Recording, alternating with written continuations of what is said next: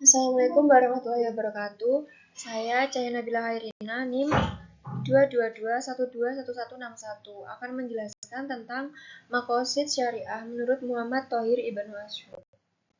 Yang pertama yaitu pengertian maqasid syariah. Menurut bahasa, maqasid syariah terdiri dari dua kata, maqasid syariah. Secara etimologi, kata maqasid adalah bentuk jamak dari kata maksud dan berakar pada kata qasada yaqsidu qasam, yakni maksud, berniat, dan mengendaki. Kata syariah berasal dari akar kata syara'a yasfa'u, syara'an berarti aturan, hukum, dan undang-undang. Selanjutnya yaitu dari terminologi. Menurut Thohir Ibnu Asyur dan Wahbah Mustafa Al-Zuhail, maqasid syariah adalah makna, ma'ani, tujuan, ahdaf, dan hikmah, hikam yang menjadi perhatian dalam membuat undang-undang atau hukum. Maqasid syariah adalah sebagai makna dan tujuan yang dipelihara oleh syarak dalam seluruh maupun sebagian besar hukumnya, dan tujuan akhirnya dari syariat serta rahasia yang terletak oleh syarak yang terkandung dalam hukum syariah. Selanjutnya yaitu tujuan.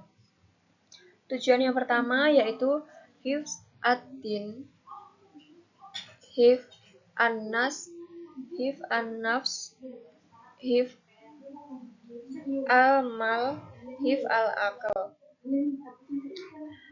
5 kemaslahatan dalam menaruh perlindungan terhadap agama. Yang pertama yaitu hifz ad-din, membaca syahadat, melaksanakan sholat, puasa, zakat, dan haji. Yang kedua hifz an-nafs, yaitu perlindungan jiwa. Yang ketiga yaitu hifz an-nasl, yaitu keturunan. Yang keempat hifz al-aql, yaitu akal. Yang kelima hifz al-mal, seperti bermuamalah. Selanjutnya yaitu teori maqasid syariah.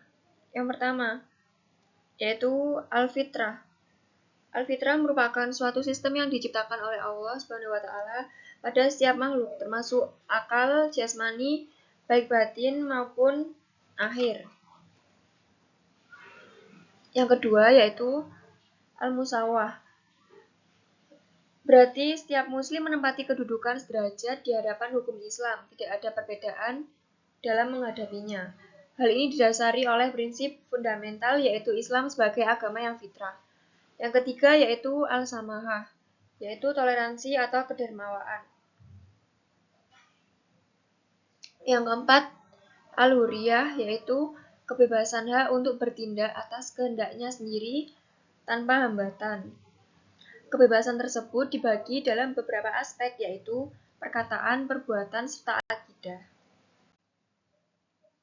Selanjutnya yaitu pemikiran maqasid syariah.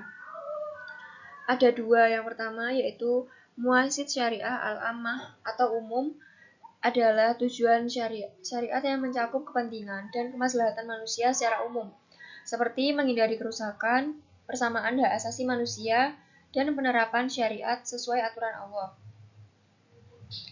Yang kedua yaitu maqasid al-syariah al-khassah an al-muamalat atau khusus, yaitu tujuan syariat secara khusus yakni mengenai muamalat. Misalnya maqasid syariat hukum tata niaga, keluarga, penggunaan kekayaan, perundang-undangan, dan lain sebagainya. Selanjutnya yaitu maksud atau tujuan dan syarat dalam 4 bagian. Yang pertama yaitu maslahat dilihat dari segi pengaruhnya bagi tegaknya umat. Yang kedua, maslahat dilihat dari segi hitungan dengan umat secara individu, kelompok maupun umum. Dalam hal ini maslahat dibagi menjadi maslahat al-kulliyah dan maslahat juz'iyah. Yang ketiga yaitu maslahat dilihat dari segi terlaksanaannya kebutuhan dan tercegahnya kerusakan. Hal ini maslahat dibagi menjadi maslahat qat'iyah, maslahat zaniyah, dan maslahat wahmiyah. Yang keempat yaitu maqasid al-khassah, atau tujuan khusus syariah dalam muamalah, yakni cara yang dikehendaki oleh syari untuk melaksanakan tujuan manusia yang bermanfaat dan menjaga kemaslahatan secara umum dalam perbuatan secara khusus. Yang selanjutnya yaitu metode ijtihad dan hasil ijtihad. Dalam menetapkan maqasid syariah, Thohir Ibnu Asyur menggunakan metode yang dapat dilihat dari metode ijtihad dan hasil ijtihad, yaitu ijtihad istiqra usuli, terdiri dari 1. Al-bayani, yaitu upaya dalam menyikapi nilai dari pembicaraan yang terperinci dalam hal pembicaraan kepada mukallaf dengan bahasa sederhananya untuk mengungkapkan keraguan menjadi jelas. Yang kedua yaitu tarjihi, yaitu membandingkan antara dua dalil yang bertentangan, kemudian mengambil dalil yang paling kuat. Yang ketiga yaitu qiyas, yaitu memadankan sebuah kasus yang tidak terdapat dalam nas dengan kasus yang ada hukumnya dalam nas karena ada persamaan ilat dari kedua kasus.